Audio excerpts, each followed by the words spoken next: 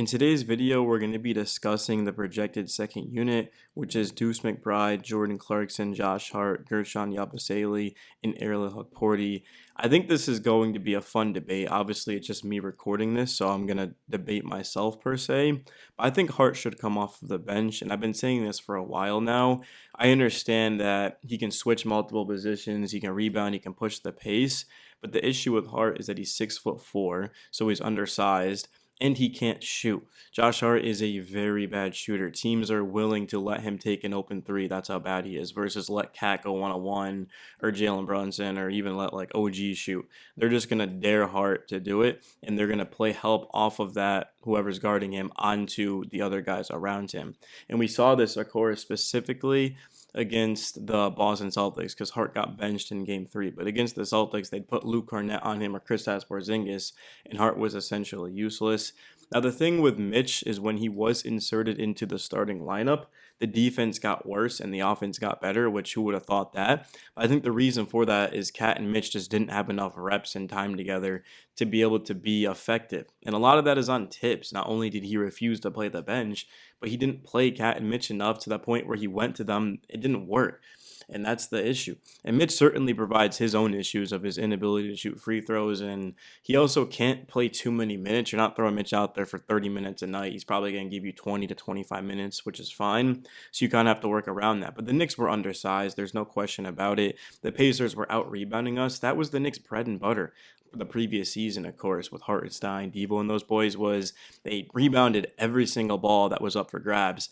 And they were the best defensive team from January to the end of that, of course, when they had a healthy team. Well, Randall got hurt like midway through that month. But with OG out there, the Knicks were so elite defensively. That was probably the best defensive team the Knicks have ever had, like at least during that stretch. And then all of a sudden, you lose DiVincenzo, you lose Hartenstein, and you go to Cat. And yeah, Josh Hart is out there.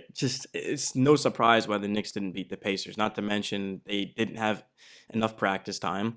They didn't have the proper inbound plays, and because of the lack of practice time, they didn't execute them, which is why we saw the Knicks like barely get some inbounds in, or just flat out step out of bounds or throw it away or things like that, or be on a bad angle. So it was pretty clear that the Knicks have to make a lot of serious changes this offseason, and I don't think it would be right at all to just bring back the same starting lineup, because I think the reason why the Knicks were, of course, what were we, the third seed, right? I don't know. It feels like forever ago. The reason why the Knicks were able to win back-to-back 50-plus games is simple. They beat up on bad teams, and then against the Celtics, against the Cavs, against the Thunder, they didn't win a single game. Like, it's no surprise to why they didn't if you were following the team and if you go back and you look at the film. And that's why ultimately I thought that Tibbs should have been fired, was because there's a basketball breakdown page who's got like 500,000 followers, and he put the film out there and he explained it. And I was like, wow, that's things in the moment you just don't really notice. And that's a coaching issue. So in terms of the second unit, yeah, I like this right here. Hukporti being the backup five makes sense because if you have Mitch and Cat out there, obviously you're going to have another center.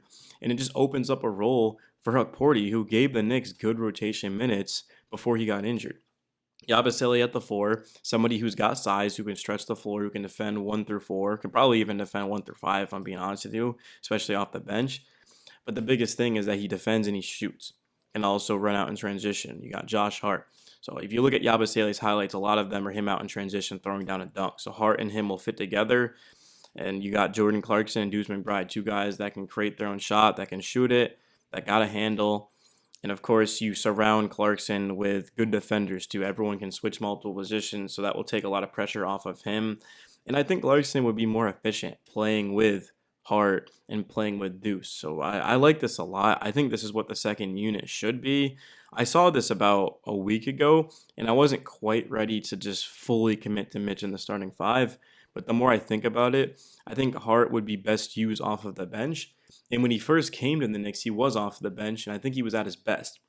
Putting him in the starting five, it just takes away all of the good. It cancels out. I think that's the issue with Hart, is all the things he does so well, it doesn't really matter because he's a liability from the outside, and he's also undersized. So if you get Hart switched on to like Pascal Siakam or something like that, he's not going to be able to defend that matchup. That's why when OG got hurt last year in the playoffs, the Knicks had literally no chance. Like Siakam, it was barbecue chicken. So yeah, using Hart as the backup three would be phenomenal. In terms of Mitchell Robinson, something I haven't mentioned, of course, is his ability to set hard and tough screens, catch lobs, rebound the offensive glass, protect the rim.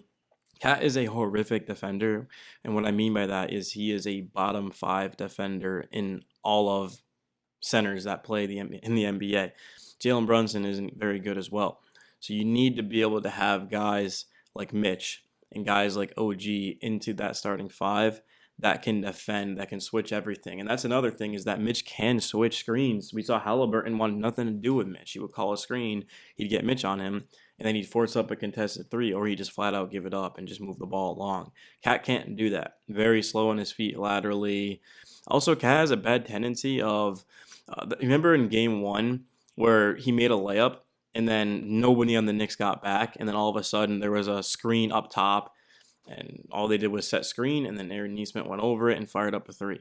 So just like that, the Knicks lost a point because they scored a quick layup, and then the Pacers hit a three, and then of course some turnovers happened. So it's just things like that where Mitch, you can't really do that. Like you're not going to be able to screen Mitch because he's going to go right through it, and he's quick enough to be able to recover, whether he blocks it off the backboard or like Mitch is in the back of your mind every single time you're driving. You feel like he's gonna block it. There was a lot of times where Mitch blocked a shot against the Pacers, and I don't think they saw it coming at all. And eventually they started to pick up on it. But Mitch didn't have enough run with the starters to be able to come in the Eastern Conference Finals and be able to dominate. I mean, he did in stretches and like burst, but overall, the Knicks have got to play Mitch and Cat to start the season together because I think that's the only way we're going to be able to win is having those guys out there. I'm not too big on keeping Cat. For those of you that don't know or didn't see the videos, I probably would have traded Cat for KD because I don't think you can win a championship with how bad Cat is defensively. But if you have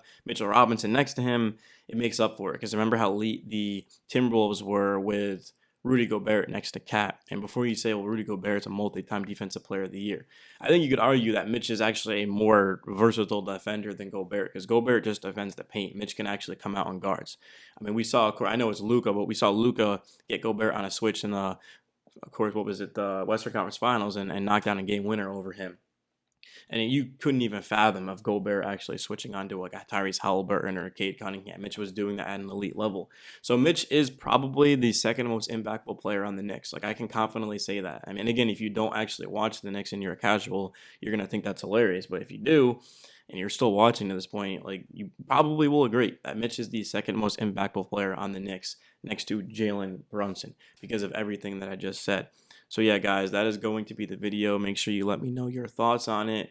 It's your boy Knicks Daily. I'm about to sign out. Let me know what you want to see next, and I'll see you guys tomorrow night, Friday night, after the Knicks take on the Detroit Pistons in the Summer League. I'm excited, man.